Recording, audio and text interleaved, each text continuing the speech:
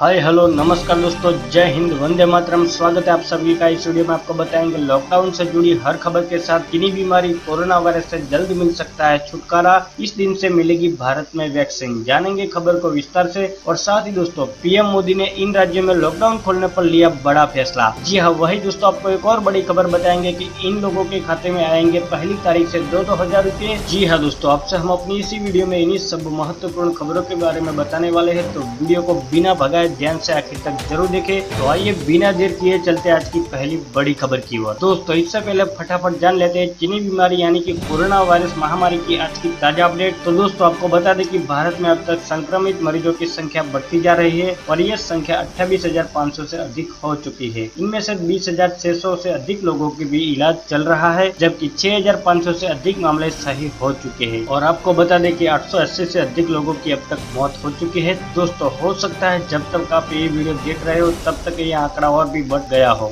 इसी के साथ ही बढ़ते हैं आज की अगली बड़ी खबर की ओर। जी हाँ दोस्तों, पीएम मोदी ने की मुख्यमंत्रियों के साथ बैठक। कोरोना का खतरा अभी खत्म होने वाला नहीं है, लॉकडाउन जारी रहेगा। जी हाँ, देश में कोरोना वायरस के संक्रमण के हालात पर पीएम नरेंद्र मोदी ने सोमवार को मुख्यमंत्रियों के साथ बैठक की थी। बैठक में पीएम मोदी ने लॉकडाउन खोलने पर राज्यों से रणनीति बनाने को कहा था। प्रधानमंत्री के साथ बैठक में 4 मुख्यमंत्रियों ने लॉकडाउन बढ़ाने की भी बात कही है। प्रधानमंत्री ने राज्यों को सलाह दी कि अपने प्रशासन और नीतियों में सुधार लाकर वे वर्तमान चुनौतियों को अवसर में बदलने की संभावना तलाशें। जी हाँ, बता दें कि पीएम मोदी ने सभी राज्यों के मुख्यमंत्रियों से सजग और सचेत रहने को कहा है। रेड जोन, ऑरेंज जोन में अभी सख्ती बढ़ती जाएगी और लॉकडाउन का पालन भी सुनिश्चित किया जाएगा। रेड जोन और ऑरेंज जोन में नजर बनाए रखे। जी हाँ दोस्तों, आपको बता दें कि केंद्र सरकार ने बयान जारी कर कहा कि मुख्यमंत्रियों के साथ वीडियो कॉन्फ्रेंस में मोदी ने कोरोना वायरस से अधिक तक संक्रमित क्षेत्रों में दिशा निर्देशों का कड़ाई से पालन करने के महत्व पर जोर दिया है। जी हाँ, प्रधानमंत्री ने बताया कि लॉकडाउन के सकारात्मक परिणाम देखने को मिले हैं, क्योंकि पिछले 1.5 महीने में देश में हजारों जिंदगियां बचाई गई है। हालांकि लॉकडाउन 3 मई को खत्म होगा, इसलिए हर राज्य को अपने वर्तमान कड़े दिशा निर्देशों में छूट शुरू करने की नीति पर निर्णय करना होगा।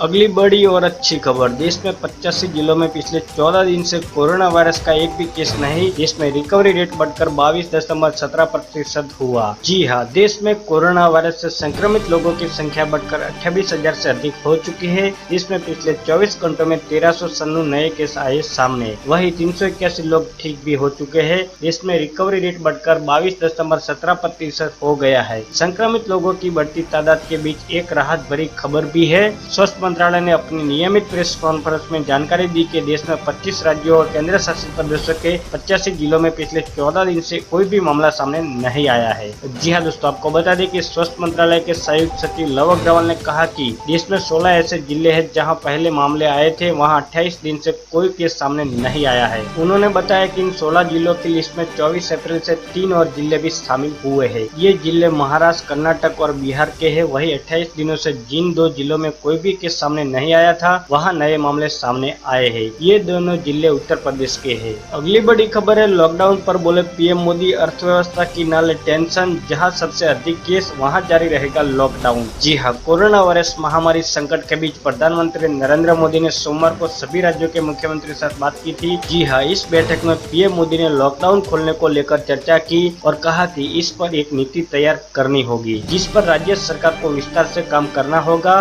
जी हाँ दोस्तों, आपको बता दें कि प्रधानमंत्री नरेंद्र मोदी ने इस बैठक में कहा कि राज्य सरकार अपनी नीति तैयार करे और किस तरह लॉकडाउन को खोला जाए। इसमें रेड, ग्रीन और ऑरेंज जोन में राज्य अपने इलाकों में लॉकडाउन को खोला जा सकता है। जिन राज्यों में अधिक केस है वहां लॉकडाउन जारी रहेगा। जिन राज्यों में केस कम है वहां जिलेवार राहत दी जाएगी। बता दें कि पीएम नरेंद्र मोदी ने कहा कि अर्थव्यवस्था को लेकर टेंशन न ले, हमारी अर्थव्यवस्था अच्छी है। बता दें कि केंद्रीय स्वास्थ्य मंत्रालय ने देश के अलग अलग जिलों को जोन के हिसाब से बांटा है। अभी करीब 117 अधिक जिले रेड जोन में शामिल है। अगली बड़ी खबर है, ऑक्सफोर्ड यूनिवर्सिटी बना रही है कोरोना वायरस की वैक्सीन, जल्द मिल सकती है भारत को दवा। जी हाँ दोस्तों, टीके बनाने वाली company serum institute of India ने कहा कि ऑक्सफोर्ड विश्वविद्यालय द्वारा विकसित कोविड-19 टीके का वह 2 से 3 सप्ताह में प्रोडक्शन शुरू कर देगी। अगर इस वैक्सीन का मानव परीक्षण सफल रहा तो अक्टूबर तक ये वैक्सीन बाजार में आ जाने की उम्मीद है। जी हाँ, आपको बता दें कि पुणे स्थित company serum institute of India उन 7 वैश्विक कंपनियों में शामिल है जिसके साथ ऑक्सफोर्ड विश्वविद्यालय ने टीके के उत्पादन के लिए साझेदारी की है। जी हाँ, कंपनी के मुख्य कार्यकारी अधिकारी अदर पूनावाला ने कहा कि हमारी टीम ऑक्सफोर्ड विश्वविद्यालय के डॉक्टर हिल के साथ मिलकर काम कर रही है। पहले 6 महीने उत्पादन की क्षमता प्रति माह 50 लाख खुराक की रहेगी। इसके बाद हमें उत्पादन बढ़ाकर प्रति माह 1 करोड़ खुराक कर लेने की उम्मीद है। आपको बता दें कि सीरम इंस्टीट्यूट ऑफ इंडिया पहले भी ऑक्सफोर्ड विश्वविद्यालय के साथ मलेरिया टीका परियोजना पर काम कर चुकी है। पूनावाला ने कहा कि हमें कोरोना की वैक्सीन के सितंबर-अक्टूबर तक बाजार में आ जाने की उम्मीद है, बशर्ते टीके का परीक्षण आवश्यक सुरक्षा में पर्याप्त प्रभाव के साथ सफल हो जाए।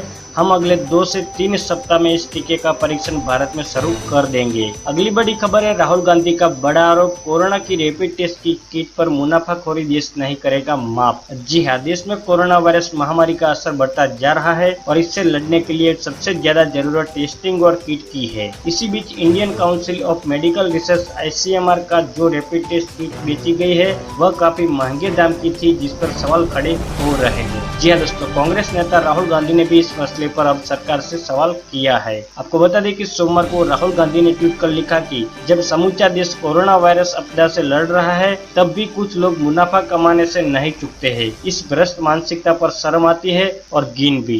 जी हाँ दोस्तों, राहुल गांधी ने लिखा कि हम प्रधानमंत्री नरेंद्र मोदी से मांग करते हुए कि इन मुनाफाखोरों पर जल्द से जल्द कड़ा एक्शन लिया जाना चाहिए। देश इन्हें कभी माफ नहीं करेगा। अगली बड़ी खबर है, कोरोना टेस्टिंग किट की कीमत पर सवाल, ICMR ने कांग्रेस को दिया जवाब। जी हाँ, कोरोना महामारी के बीच एक तरफ जहां लॉकडाउन खोला जाए या नहीं इस पर मंथन चल रहा है, वही टेस्टिंग किट को लेकर भी नए नए सवाल सामने आ रहे हैं। रैपिड एंटीबॉडी टेस्टिंग किट की रिजल्ट सही नहीं आने का मामला तो चल रहा है, किट्स की कीमत को लेकर अभी सवाल उठ रहे हैं। सोशल मीडिया पर कुछ लोग गलत जानकारियां भी साझा कर रहे हैं। जी हाँ दोस्तों, आपको बता दें कि टेस्टिंग किट की कीमत से जुड़ी एक ऐसी ही सोशल मीडिया पोस्ट के आधार पर कांग्रेस नेता ने ICMR से सवाल किया था। कांग्रेस के इस सवाल पर ICMR ने जवाब दिया है कि और ऐसी किसी भी जानकारी को गलत करार दिया है। अगली बड़ी खबर है, PM की बैठक में मुख्यमंत्रियों से अमित शाह का निर्देश, तुरंत रोके लॉकडाउन का उल्लंघन, ये एक लंबी लड़ाई है। जी हाँ, कोरोना वायरस महामारी के संकट के बीच प्रधानमंत्री नरेंद्र मोदी ने सोमवार को सभी मुख्यमंत्रियों के साथ चर्चा की थी।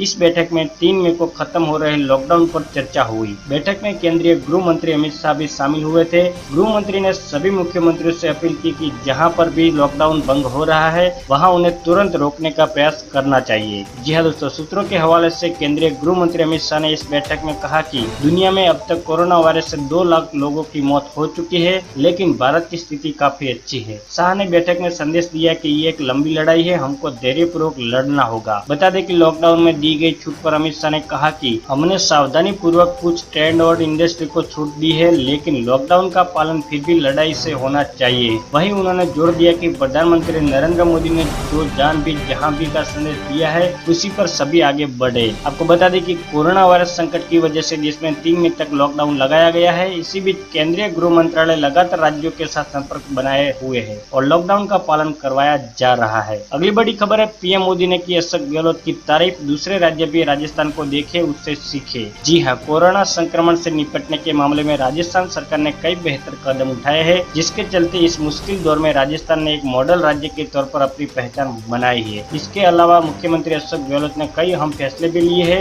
इसी का नतीजा है कि प्रधानमंत्री नरेंद्र मोदी ने राज्यों के मुख्यमंत्रियों की बैठक में राजस्थान के CM अशोक गहलोत के काम की सराहना की और कहा कि राजस्थान सरकार से दूसरे राज्यों को भी सीखना चाहिए। जी हाँ दोस्तों, आपको बता दें कि PM मोदी ने मुख्यमंत्रियों को संबोधित करते हुए कहा कि रिफॉर्मर्स करने का दिशा में राज्यों को आगे आने की जरूरत है। उन्होंने कहा कि इस महामारी का मुकाबला करने के लिए अशोक गहलोत जी को बधाई देना चाहता हूँ। अगली बड़ी खबर है, मोदी सरकार पर CM ममता का हमला, कहा हमें राशन के बदले मिल रहा भाषण। जी हाँ, प्रधानमंत्री नरेंद्र मोदी के साथ मुख्यमंत्रियों की मीटिंग के बाद पश्चिम बंगाल की CM ममता बनर्जी ने केंद्र सरकार पर करारा हमला किया है। उन्होंने कहा कि एक तरफ केंद्र सरकार कहती है कि लॉकडाउन का सख्ती से पालन हो, तो वही दूसरी तरफ दुकानें खोलने को कहती है। अगर हम दुकान खोलेंगे तो लॉकडाउन का पालन कैसे होगा। जी हाँ, CM ममता बनर्जी ने कहा कि एक समय में दोनों बातें कैसे हो सकती है कि मैं दुकान खोलने की अनुमति रुपए दे दूं और फिर लोगों से कहूं कि दुकान पर ना जाए। जी हाँ दोस्तों, आपको बता दें कि सीएम ममता ने कहा कि राज्य में रेड और ऑरेंज ग्रीन जोन है, हमें ये समझना होगा कि वे बदलते रहेंगे, इसलिए हमें अगले फैसले का इंतजार कर रहे हैं। हमें उम्मीद है कि केंद्र पत्र भेजने के बजाय स्पष्टता देगा। सीएम ने कहा कि राज्य सरकार कार्यान्वयन में प्रतिकरण है, जब हम काम करते हो तो हमें सराहना नहीं मिलती है, लेकिन ऐसे बहुत है जो केवल हमारी आलोचना करने के इंतजार में रहते हैं। जी हाँ दोस्तों, साथ ही सीएम ममता बनर्जी ने यह भी कहा कि पीएम मोदी की मीटिंग में कई मुख्यमंत्रियों को बोलने का मौका ही नहीं दिया गया। उन्होंने कहा कि प्रधानमंत्री के साथ आज यानी सोमवार को बैठक हुई, लेकिन मुझे बोलने का मौका नहीं दिया गया था। जी हाँ दोस्तों, आपको बता दें कि वही सीएम ममता ने कहा कि पीएम ने एक अहम बात कही कि जिन राज्यों में कोरोना वायरस के ज्यादा मामले हैं उन्हें दोषी नहीं ठहराया जा सकता है और जिनके पास आंकड़े कम है उनकी प्रशंसा नहीं की जा सकती है। मैं इस बात से सहमत हूँ, हम भी एक राज्य है और लोगों के लिए काम कर रहे हैं, हमें किसी भी तरह से दोष नहीं दिया जाएगा।